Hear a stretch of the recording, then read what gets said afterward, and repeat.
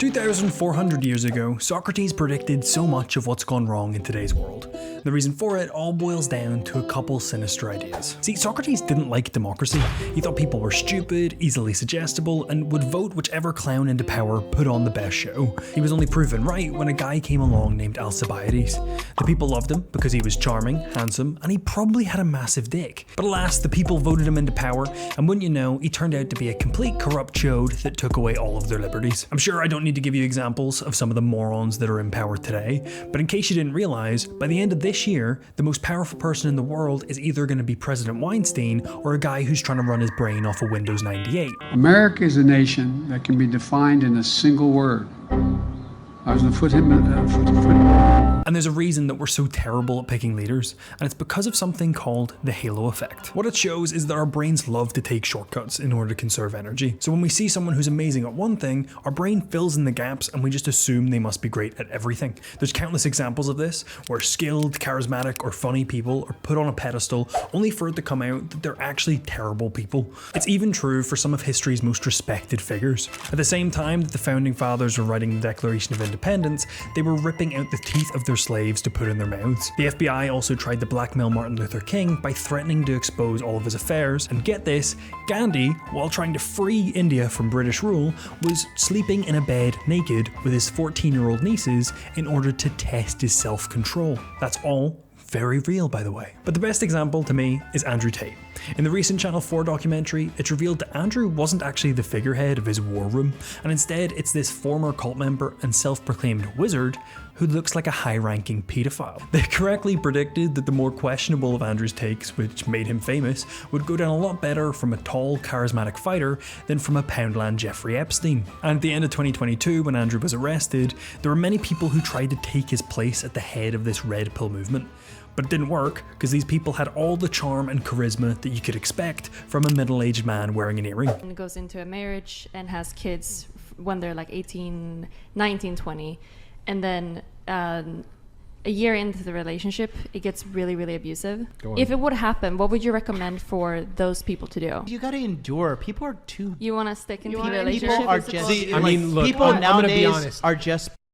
Everybody quits. Everybody gives up. It's too hard. I'm this XYZ. This is why I'm special, so I can up this entire situation based upon me being special. But that's not all that Socrates was right about. He knew that we would end up following morons who had no idea what they're talking about as well. The reason they seem to always rise to the top is because of the good old Dunning-Kruger effect. There's tons of research that shows that it's the people who display the most confidence that tend to be the worst at shit. People with the worst diets tend to rate themselves far healthier than they are, the worst drivers think they're some of the best, and the worst test performers think they're far smarter than they are. There is no better example of this than the streamer Hassan Piker, who pretended to be some kind of missile expert in order to lie about a hospital bombing in Gaza, only to be proven completely wrong the next day. IDF didn't bomb the hospital? Change title? IDF didn't bomb the hospital? Yes, it did! Yes, it did! Yes, it fucking did! You fucking piece of shit! Yes, it absolutely did. On the right side of things, you have Matt Walsh, who created an entire feature-length documentary about trans people, only to go on Joe Rogan and get the number of surgeries wrong by 40,000%. How many people have had this done? Depends on what. I don't think we have exact numbers, but it's if we're talking about the drugs, it's millions.